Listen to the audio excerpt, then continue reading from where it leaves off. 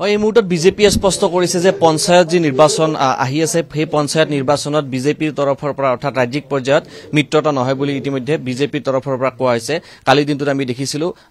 বিজেপিৰ সভাপতি ভৱেশ কলিতা আৰু মুখ্যমন্ত্ৰী ডক্টৰ হিমন্ত বিশ্ব শৰ্মাই এই কথা সদৰি কৰিছে মোৰ সৈতে সাংসদ ফণী ভূষণ চৌধুৰী আছে তেওঁৰ পৰা অকণমান জানিবলৈ যত্ন কৰিছো আপোনাক স্বাগতম জনাইছো বিজেপিয়ে স্পষ্ট কৰিছে যে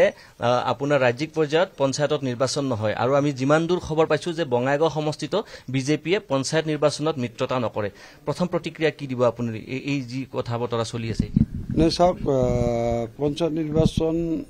হ'ব এটা পঞ্চায়ত নিৰ্বাচনত ভাৰতীয় জনতা পাৰ্টিৰ মুৰব্বী ভৱেশ কলিতা আৰু মুখ্যমন্ত্ৰী মাননীয় শ্ৰীযুত হিমন্ত বিশ্ব শৰ্মা ডাঙৰীয়াই কৈছে যে পঞ্চায়ত নিৰ্বাচন লোকেলি যদি মিত্ৰতা হয় মিত্ৰতা কৰিব দিছে গতিকে তাৰমানে ৰাজ্যিক ভিত্তিত মিত্ৰতাটো নহয় লোকেল তাৰমানে ক্ষেত্ৰ ভিত্তিক তাৰমানে মিত্ৰতা কৰাৰ ক্ষেত্ৰত তেওঁলোকৰ সন্মতি আছে এই ক্ষেত্ৰত যেহেতু এনেধৰণৰ বিষয়টো হৈছে ক্ষেত্ৰভিত্তিত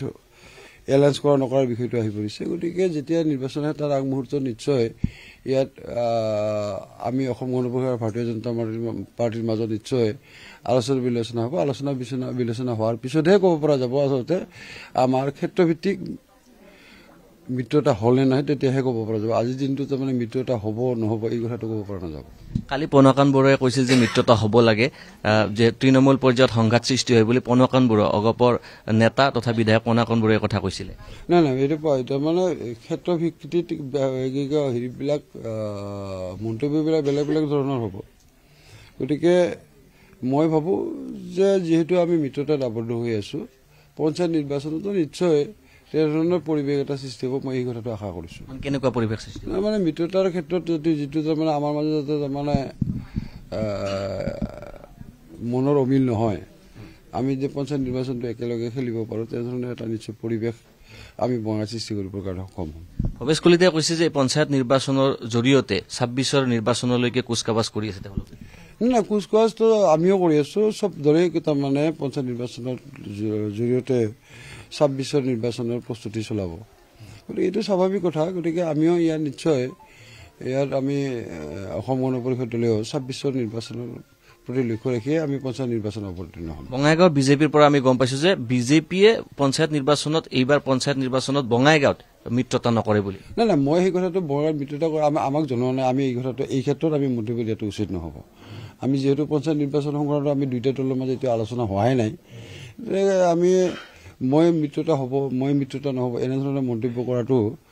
নিশ্চয় আজিৰ দিনটোত এই মুহূৰ্তত ঠিক নহ'ব আপোনালোকে কি বিচাৰিছে মিত্ৰতা হোৱাটো বিচাৰিছে নেতৃত্বৰ পৰা তাৰমানে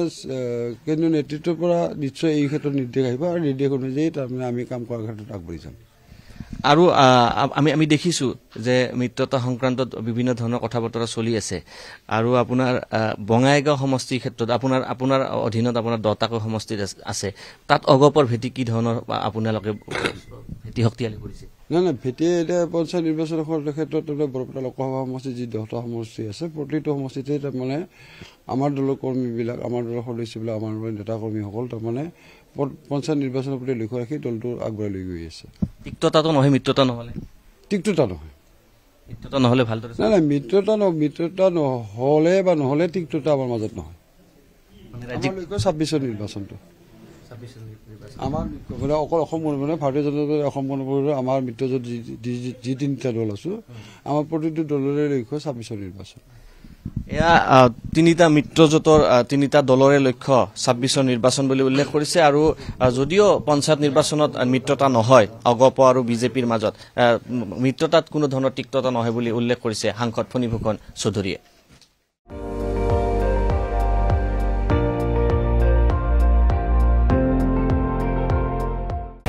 আপুনি চাই আছে ND24 সৰ্বশ্ৰেষ্ঠ নহয় সৰ্বোত্তমৰ দৌৰত